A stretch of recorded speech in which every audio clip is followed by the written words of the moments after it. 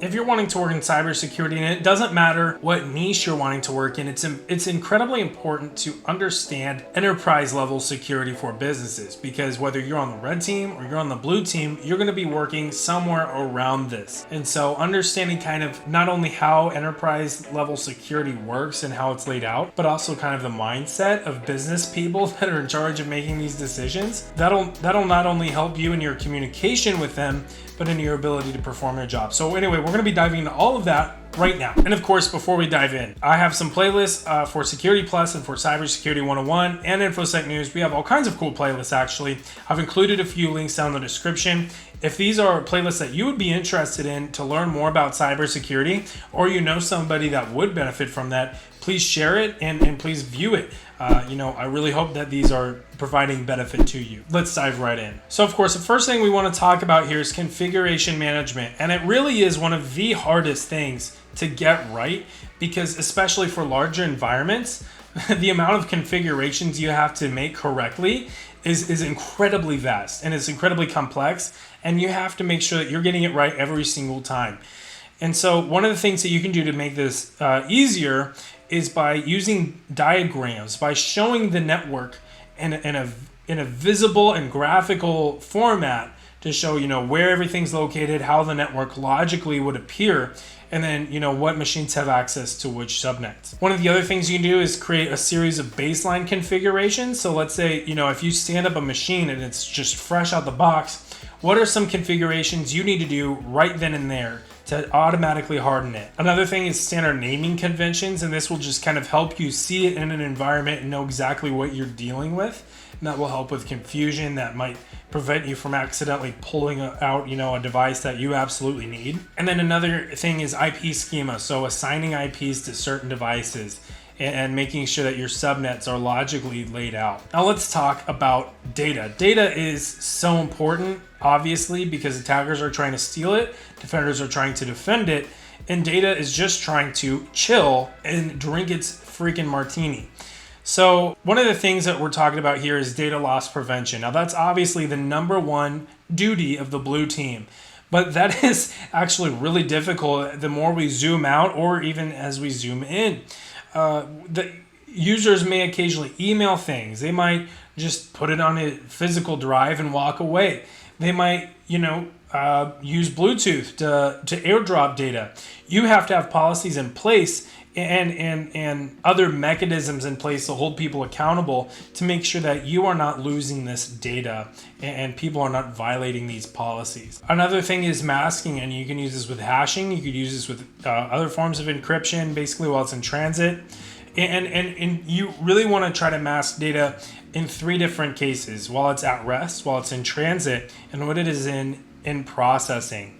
And so obviously data in those 3 states, pretty self-explanatory, but you want to consider what the data appears as whenever it's in those states and who can have access to it and what that data is actually doing. Another thing you can do is tokenization. That's basically replacing the data itself with a token to signify. So think of it like a hash, where, if anything in a particular document changes, like a lowercase a turns into a capital A, the whole hash changes. Well, similar to that, like the token might change if data is different. And then of course, rights management. You want to make sure that, the right users have access to the right information for the right amount of time and no longer and no more. And no more people, right? So, and that really requires good rights hygiene, right? Good privilege hygiene, making sure that whenever users do not need access to certain resources at a certain time, you're pulling the plug.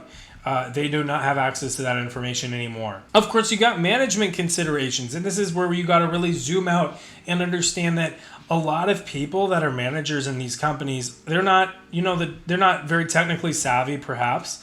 Or they're not even really thinking about cybersecurity as the first thought in their head. And so what they might be thinking about on the security end of it is a lot of it's the more strategic considerations, like geography. Let's say they have a data center in Florida, and a hurricane comes in and destroys that data center. Well, they need, some level of business continuity and disaster response in place to be able to allow for a situation like that and for business to continue on unabated.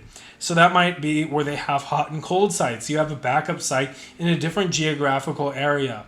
And that allows for some level of site resiliency. So if one site goes down, you can just kind of pick it up. The thing of it is like load management or something like that, right? And then you've got all kinds of like response and recovery controls that can come in the forms of agreements with other businesses that could lend assistance, that could come with, policies and guidelines and standards and practices that you have in place at your company, basically to ensure that if something happens, here's how we're going to respond and here's how we plan to recover. And then of course we got advanced security considerations, and these are really things that more mature level security or that more mature organizations will be focusing on. Of course, SSL and TLS inspection, that's really, they need a pretty good thing, method of inspection at the gateway. That could be, the firewall, that could be an IDS or an IPS. It could be an all-in-one platform that's basically breaking apart a packet and identifying if it is or is not malicious. Another thing is hashing. And really a lot of these things that are things that not even a mature level organization would have to do. Security immature organizations can do, but you have to be able to, but some of these are kind of more expensive to implement in the real world. So that's why I kind of categorized it here. But anyway, we'll talk about hashing. You want to hash data that is at rest. You got API considerations. So especially in larger organizations where you're using a lot of like third-party software and you're using a lot of APIs, right? You want to make sure that those are secure. Those aren't, old busted APIs, that those APIs aren't exposed to the internet in any way, right? So making sure that you're properly going through and making sure that your APIs are secure, that'll keep an attacker from gaining all kinds of access. And of course, deception and disruption. You can create some sort of like honeypot, a honey file, or a honey net, and that's designed to trap an attacker into believing that they've found the jackpot, they found the honey, but what they really walked into was a bear trap, and now you're going to destroy them. But it actually allows, the defenders a chance to steady the attacker. What kind of malware are they using? What do they do whenever they actually gain access to a system that they find to be pretty juicy, right? And then that allows you to adjust your defensive plans from that.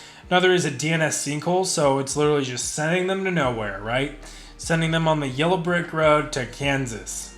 If you're watching this from Kansas, hey, I'm a Chiefs fan, so no shame, but what's in Kansas? Anyway, so yeah, DNS sinkhole is another thing that you can do to deceive or disrupt attackers. So those are the more mature manager level or, and really like big picture enterprise level security considerations that you want to be thinking about. And so make sure that you like this video if it was helpful. And subscribe for more, but also share it with anybody that you think might benefit from it. And this all kind of ties into the CompTIA Security Plus, so make sure that you are preparing for that in case you are wanting to take that certification. So that, I'll see you next time.